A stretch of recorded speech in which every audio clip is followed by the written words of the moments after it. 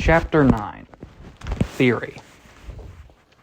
Before we actually get into the chapter, it's been about 5 days since I last read, which I had been doing at least a chapter a day, except that last one when I did 2 back-to-back. So technically it was a chapter a day because that was after midnight. Anyways, it's been a while because I've been with the dogs by myself. School's also picking up a bit, has it? But I've been with the dogs by myself.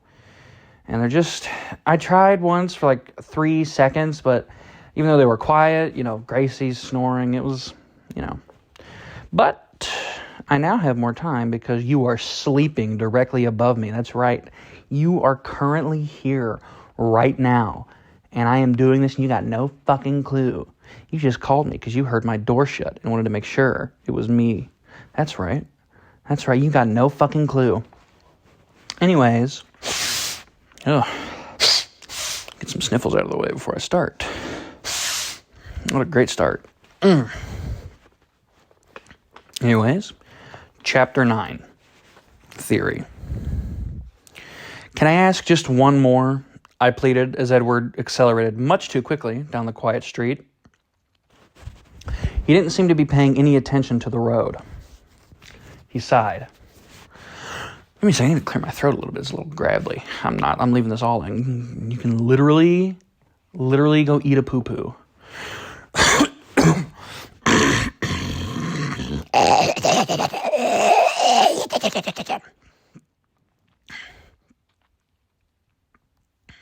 Okay. He sighed. 1, he agreed. His lips pressed together into a cautious line. Well, you said you knew I hadn't gone into the bookstore and that I had gone south. I was just wondering how you knew that. He looked away, deliberating. I thought we were past all the evasiveness, I grumbled. He almost smiled. Fine, then. I followed your scent.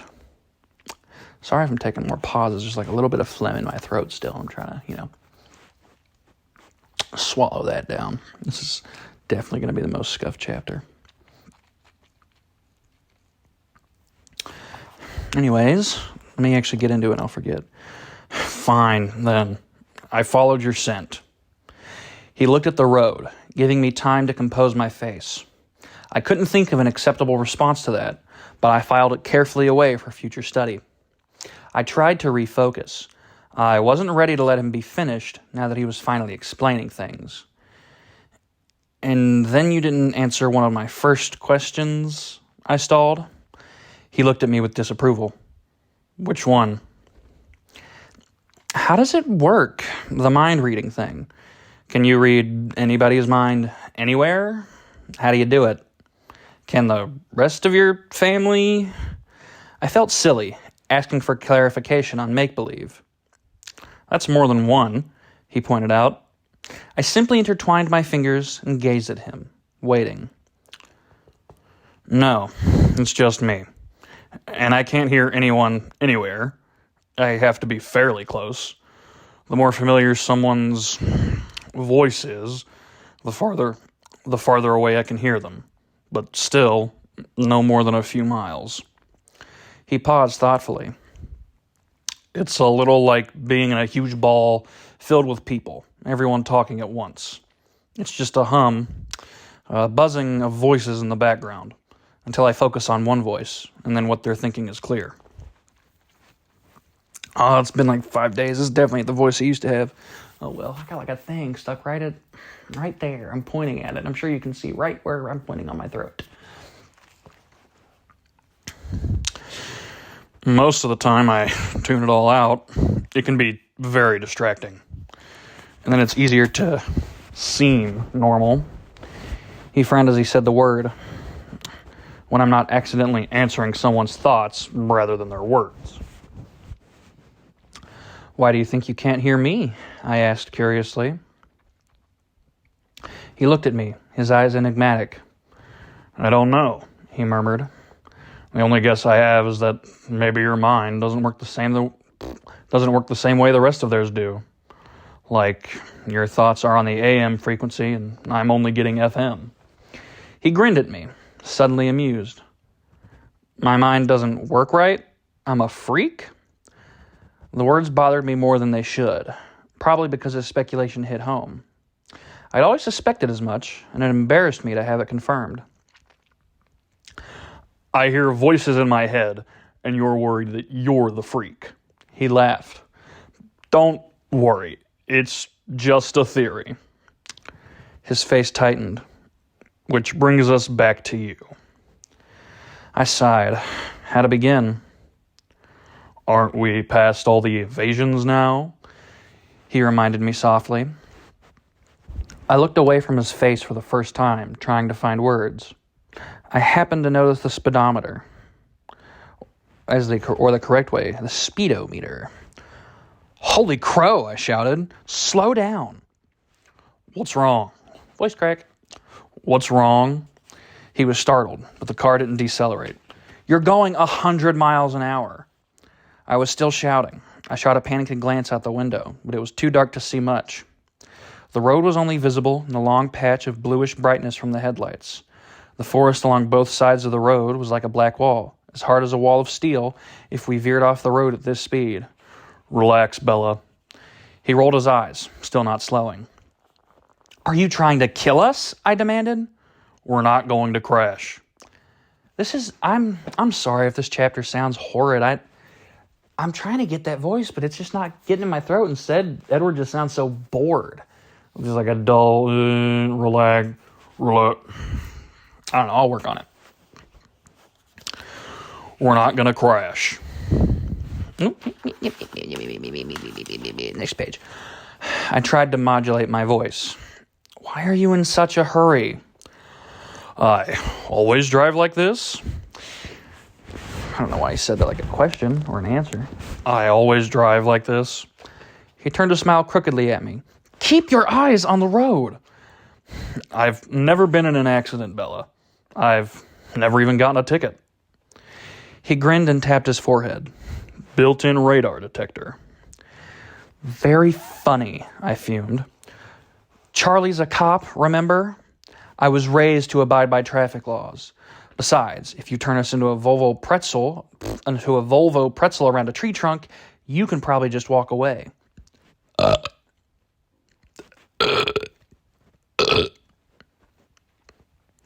Oh, sorry about that. Probably, he agreed with a short, hard laugh.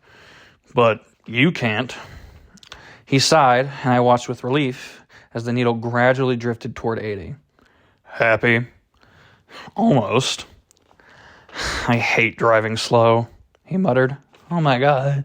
I should just talk like this the whole time. Apparently, my voice loves. My fucking vocal cords think this is how I should sound. This is slow?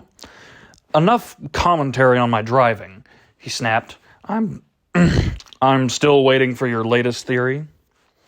I bit my lip. He looked down at me, his honey eyes unexpectedly gentle. I won't laugh, he promised. I'm more afraid that you'll be angry with me. Is it that bad? Pretty much, yeah. He waited. I was looking down at my hands, so I couldn't see his expression. Go ahead. His voice was calm. I don't know how to start, I murmured. Why don't you start at the beginning? You said you didn't come up with this on your own? No. What got you started? A book? A movie? He probed. No. It was Saturday. That is not Bella's voice. Whoopsies. What got you started? A book? A movie? He probed. No, it was Saturday at the beach. I risked a glance up at his face. He looked puzzled. I ran into an old family friend, Jacob Black, I continued. His dad and Charlie have been friends since I was a baby. He still looked confused. His dad is one of the Quileute elders. I watched him carefully. His confused expression froze in place. We went for a walk. I edited all of my scheming out of the story. And he was telling me some old legends, trying to scare me, I think. He told me one. I hesitated. Go on, he said. About vampires. I realized I was whispering. I couldn't look at his face now, but I saw his knuckles tighten convulsively on the wheel. And you immediately thought of me? Still calm. No, he mentioned your family. He was silent, staring at the road. I was worried, suddenly, worried about protecting Jacob. He just thought it was a silly superstition, I said quickly. He didn't expect me to think anything of it. It didn't seem like enough. I had to confess. It was my fault. I forced him to tell me. Why? Lauren said something about you. She was trying to provoke me. And an older boy from the tribe said your family didn't come to the reservation. Only it sounded like he meant something different. So I got Jacob alone and I tricked it out of him, I admitted, hanging my head.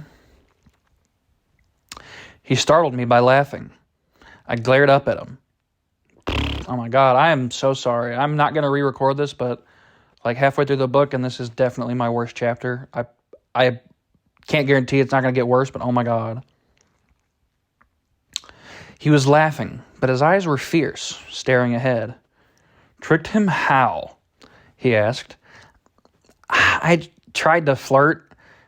It worked better than I thought it would. Disbelief colored my tone as I remembered. I'd like to have seen that, he chuckled darkly. And you accused me of dazzling people. Poor Jacob Black. I blushed and looked out my window into the night. What did you do then? He asked after a minute. I did some research on the internet. And did that convince you? His voice sounded barely interested, but his hands were clamped hard onto the steering wheel. No, nothing fit. Most of it was kind of silly. And then I stopped. What? I decided it didn't matter, I whispered. It didn't matter? His tone made me look up.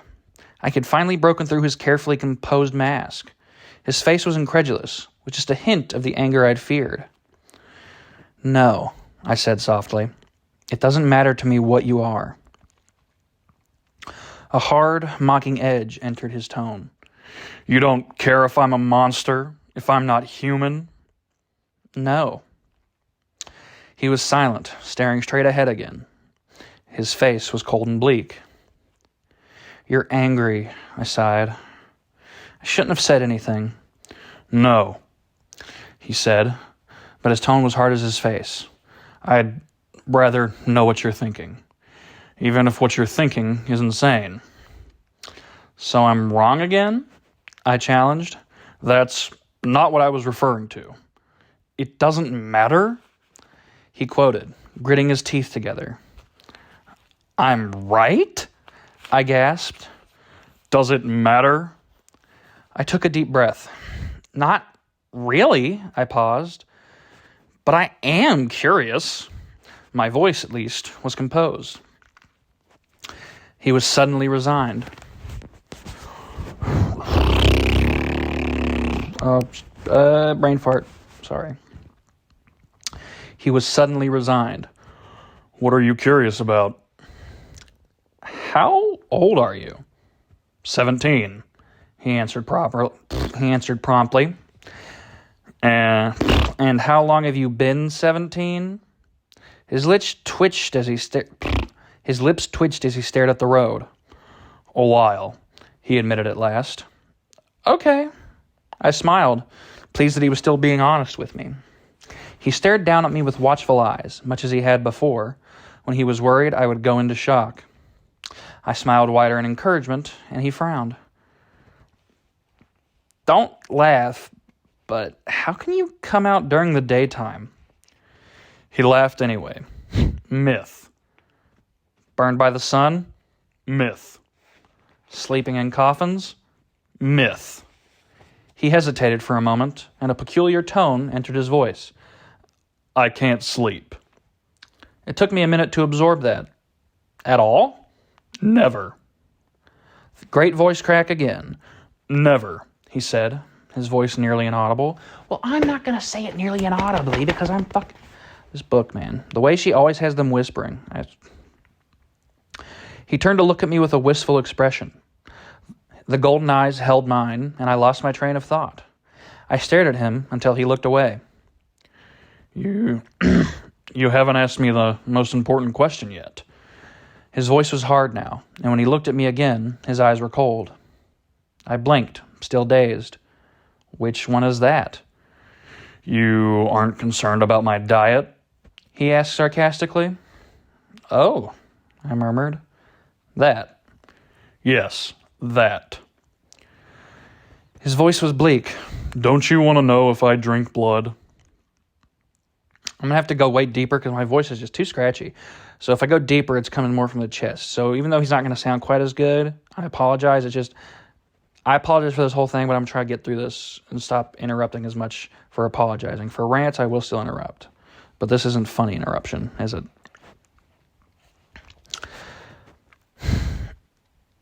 I flinched. Well, Jacob said something about that. What did Jacob say? He asked flatly. He said you didn't hunt people. He said your family wasn't supposed to be dangerous because you only hunted animals. He said we weren't dangerous? Oh, wait. Let me redo that again because she always says how they said it after the fact. He said we weren't dangerous. His voice was deeply skeptical. Not exactly. He said you weren't supposed to be dangerous. But the Quaaludes still didn't want you on their land, just in case. He looked forward, but I couldn't tell if he was watching the road or not. So was he right about not hunting people? I tried to keep my voice as even as possible. The Quaaludes have a long memory, he whispered. I took it as a confirmation. Don't let that make you complacent, though, he warned me. They're right to keep their distance from us. We are still dangerous. I don't understand. We try, he explained slowly. We're usually very good at what we do. Sometimes we make mistakes. Me, for example, allowing myself to be alone with you. Big yawn. This is a mistake? I heard the sadness in my voice, but I didn't know if he could tell as well. A very dangerous one, he murmured. We were both silent then. I watched the headlights twist with the curves of the road. They moved too fast. It didn't look real. It looked like a video game. I was aware of the time slipping away so quickly, like the black road beneath us, and I was hideously afraid that I would never have another chance to be with him like this again. Openly, the walls between us gone for once. His words hinted at an end, and I recoiled from the idea. I couldn't waste 1 minute I had with him.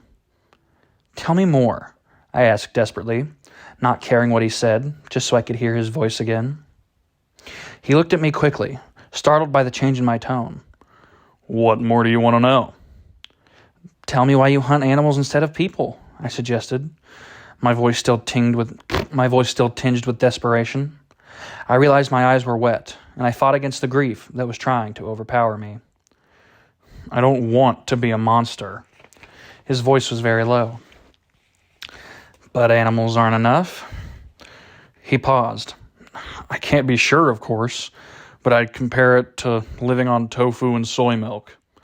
We call ourselves vegetarians. Our little inside joke. It doesn't completely satiate the hunger, or rather thirst, but it keeps us strong enough to resist. Most of the time. His tone turned ominous. Sometimes it's more difficult than others. Is it very difficult for you now? I asked. He sighed. Yes. But you're not hungry now, I said confidently, stating, not asking. Why do you think that? Your eyes. I told you I had a theory. I've noticed that people, men in particular, are crabbier when they get hungry. That's a fucking lie. I'm sorry, I'm drawing the sex line here. Women are crabbier when they're hungry. He chuckled. You are observant, aren't you? I didn't answer. I just listened to the sound of his laugh, committing it to memory. Were you hunting this weekend with Emmett? That's Bella asking. Whoops. Were you hunting this weekend with Emmett? I asked when it was quiet again. Yeah. Yes. He paused for a second, as if deciding whether or not to say something. I didn't want to leave, but it was necessary. It's a bit easier to be around you when I'm not thirsty. Why didn't you want to leave? It makes me anxious to be away from you. His eyes were gentle but intense, and they seemed to be making my bones turn soft. I wasn't joking when I asked you to try not to fall into the ocean or get run over last Thursday. I was distracted all weekend worrying after you. And after what happened tonight, I'm surprised that you did make it through a whole weekend unscathed. He shook his head and then seemed to remember something. Well, not totally unscathed. What? Your hands, he reminded me. I looked down at my palms, at the almost healed scrapes across the heels of my hands. His eyes missed something. Oh, whoops, his eyes missed nothing. I fell. I sighed. That's what I thought. His lips curved up at the corners. I suppose, being you, it could have been much worse. And that possibly... God damn it! His voice, doing the voice is making me yawn. And the possibility tormented me the entire time I was away. It was a very long 3 days. I really got on Emmett's nerves. He smiled ruefully back at me. 3 days? Didn't you just get back today? No, we got back Sunday. God damn it, I gotta yawn so much. I am so sorry. I'm doing this all in one take, too. And this is just the worst. I'm going to check how many more pages I have. Because I might just stop for tonight and just do a chapter and a half tomorrow. And my voice is just, because I don't know. Oh, geez. When does chapter 10 end? Oh, geez. Or no, wait, this is chapter 9. Right? Wait, which chapter is it? No, this is... Wait a minute. Which chapter? Shut up. No, this is chapter 9. This is chapter 9. Okay, it's almost over. I'll keep going. I can keep going then. I'm so sorry for this. Not the gift as a whole, but just this chapter. Then why aren't any of you in school? I was frustrated, almost angry, as I thought of how much disappointment I had suffered because of his absence. Well, you asked me if the sun hurt me, and it doesn't. But I can't go out in the sunlight, at least not where anyone can see. Why?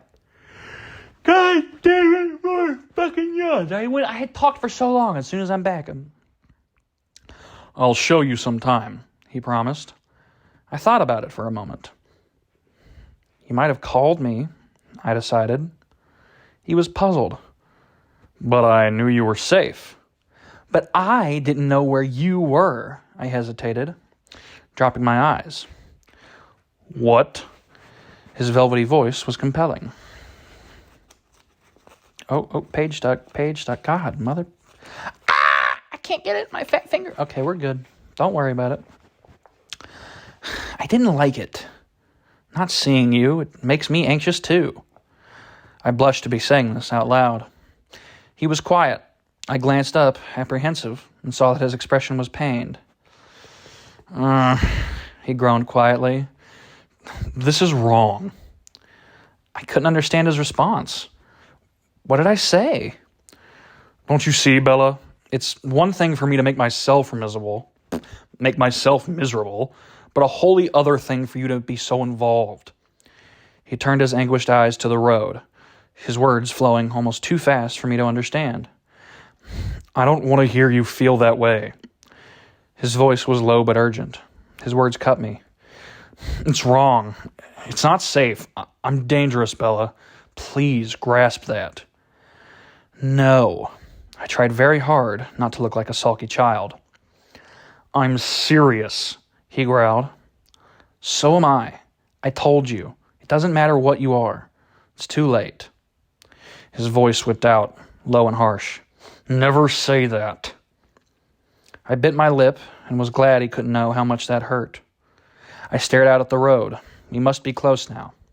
He was driving much too fast. What are you thinking? He asked, his voice still raw. I just shook my head, not sure if I could speak. I could feel his gaze on my face, but I kept my eyes forward. Another motherfucking yawn. I don't even know. I don't know if I'm going to label this chapter 10 or chapter yawn. Twilight, chapter yawn. Are you crying? He sounded appalled. I hadn't realized the moisture in my eyes had brimmed over. I quickly rubbed my hand across my cheek, and sure enough, traitor tears were there, betraying me. No, I said, but my voice cracked. Great, the one time my voice should crack and it doesn't happen. I'm going to do it manually. No, I said, but my voice cracked. I saw him reach toward me hesitantly with his right hand, but then he stopped and placed it slowly back on the steering wheel. I'm sorry. His voice burned with regret. I knew he wasn't just apologizing for the words that had upset me. The darkness slipped by us in silence. Tell me something, he asked after another minute, and I could hear him struggle to use a lighter tone. Yes? What were you thinking tonight, just before I came around the corner? I couldn't understand your expression. You didn't look that scared. You looked like you were concentrating very hard on something. I was trying to remember how to incapacitate an attacker. Self-defense. I was going to mash my nose into his brain. I thought of the dark-haired man with a surge of hate. You were going to fight them? This upset him. Didn't you think about running? I fall down a lot when I run, I admitted. What about screaming for help? I was getting to that part. He shook his head. You were right. I'm definitely fighting fate, trying to keep you alive. I sighed. We were slowing down, passing into the boundaries of Forks. It had taken less than 20 minutes. Will I see you tomorrow? I demanded. Yes. Oh my God, what was that voice? Yes, I have a paper due too. He smiled. I'll save you a seat at lunch. It was silly, after everything we'd been through tonight, how that little promise sent flutters through my stomach and made me unable to speak. We were in front of Charlie's house. The lights were on, my truck in its place, everything utterly normal. It was like waking from a dream. He stopped the car, but I didn't move. Do you promise to be there tomorrow? I promise. I considered that for a moment, and then nodded. I pulled his jacket off, taking one last whiff. You can keep it. You don't have a jacket for tomorrow, he reminded me. I handed it back to him. I don't have to explain to Charlie. Oh, right, he grinned. I hesitated, my hand on the door handle, trying to prolong the moment. Bella? He asked in a different tone, serious but hesitant. Yes? I turned back to him eagerly. Will you promise me something? Yes, I said, and instantly regretted my unconditional agreement. What if he asked me to stay away from him? I couldn't keep that promise. Don't go into the woods alone. I stared at him in blank confusion. Why? He frowned, and his eyes were tight as he stared past me out the window. I'm not always the most dangerous thing out there. Let's leave it at that.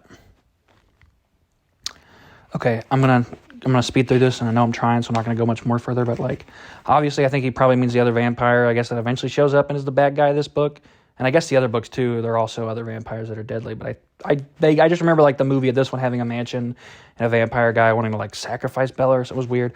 But also that's true though, because bears. That's true because bears. Yeah, don't go to the woods at night. Bears and feral lions and shit. You could have probably not in the wood. I don't know. You have mountain lions, but they wouldn't really be in the flat area, such as Forks has described. But, just deadly things. Also, other humans. Just saying. I shuddered slightly at the sudden bleakness in his voice, but I was relieved. This, at least, was an easy promise to honor. Whatever you say. I'll see you tomorrow, he sighed, and I knew he wanted me to leave now. Tomorrow, then. I opened the door unwillingly. Bella. I turned, and he was leaning toward me, his pale, glorious face just inches from mine. My heart stopped beating. Sleep well, he said. His breath blew in my face, stunning me. It was the same exquisite scent that clung to his jacket, but in a more concentrated form. I blinked, thoroughly dazed. He leaned away. I was unable to move until my brain had somewhat unscrambled itself. Then I stepped out of the car awkwardly, having to use the frame for support.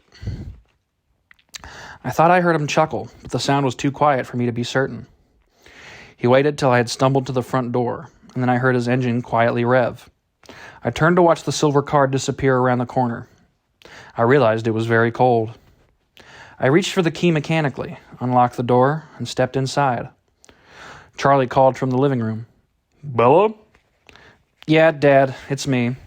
I walked in to see him. He was watching a basketball game. You're home. Oh my God, what the fuck was that? You're home early. Am I? I was surprised. It's not even 8 yet, he told me. Did you girls have fun? Yeah, it was lots of fun. My head was spinning as I tried to remember all the way back to the girls' night out I had planned. They both found dresses. Are you all right? I'm just tired. I did a lot of walking. Well, maybe you should go lie down. He sounded concerned. I wondered what my face looked like. I'm going to call Jessica first. Weren't you just with her? He asked, surprised. Yes, but I left my... That's Bella. Yeah, but I left my jacket in her car. I want to make sure she brings it tomorrow. Well, give her a chance to get home first. Right, I agreed. I went to the kitchen and fell, exhausted, into a chair. I was really feeling dizzy now. I wondered if I was going to go into shock after all. Get a grip, I told myself. The phone rang suddenly, startling me. I yanked it off the hook. Hello? I asked breathlessly. Bella? Hey, Jess, I was just going to call you. You made it home? Her voice was relieved and surprised. Yeah, I left my jacket in your car. Could you bring it to me tomorrow? Sure, but tell me what happened, she demanded. Tomorrow in Trig, okay? She caught on quickly. Oh, is your dad there? Yeah, that's right. Can I point out that I am filling in all these things? I keep saying yeah, and it comes up a little weird, but it's because she has Bella saying yes all the time. But it just doesn't... Who talks like that? Who says... Let me just go through this real quick. You made it home? Yes. I left my jacket in your car. Yes, I left my... Who would say affirmatively, yes, I left my jacket in your car? I feels like I only ever say yes if it's like a single thing. You know, I don't... If it's part of a more sentence structure, I go, yeah, I did. But otherwise, if you ask me a straight up question, I'll just say yes. But even then, it sounds wrong. I think I mostly just say yeah. I don't know. Anyways... Okay, I'll talk to you tomorrow then. Bye. I could hear the impatience in her voice. Bye, Jess. I walked up the stairs slowly, a heavy stupor clouding my mind. I went through the motions of getting ready for bed without paying any attention to what I was doing. It wasn't until I was in the shower, the water too hot, burning my skin, that I realized I was freezing. I shuddered violently for several minutes before the steaming spray could finally relax my rigid muscles. Then I stood in the shower, too tired to move, until the hot water began to run out. I stumbled out, wrapping myself securely in a towel, trying to hold the heat from the water in so the aching shivers wouldn't return. I dressed for bed swiftly and climbed under my quilt, curling into a ball, hugging myself to keep warm. A few small shudders trembled through me. My mind still swirled dizzily, full of images I couldn't understand, and some I fought to repress. Nothing seemed clear at first. But as I fell gradually closer to unconsciousness, a few certainties became evident. About 3 things I was absolutely positive. First, Edward was a vampire. Second, there was part of him, and I didn't know how potent that part might be, that thirsted for my blood. And third, I was unconditionally and irrevocably in love with him. End chapter. I'm going to rant for a minute. Nothing specific. Just so you get something decent out of that reading of this chapter, because, oh my God, that was horrid. A horrid 35 minutes. Oh my.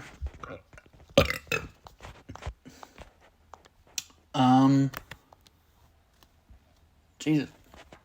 I don't know why I'm yawning so much. It is midnight, but I woke up really late today, so I'm probably not going to go to bed for at least another hour, and even going to bed for me, it takes a while I'm in bed. I'm like just sitting there on my phone, or I'm watching. When I go to bed, it just means I'm going to get in bed, I'm done playing games or whatever, which I try to do sort of early-ish, or not early, but you know what I mean. So I just don't know why I'm yawning so much. It happens every time I read, but today, this fucking chapter, again. I don't know. But yeah, I think I'm going to label this chapter yawn. End chapter yawn.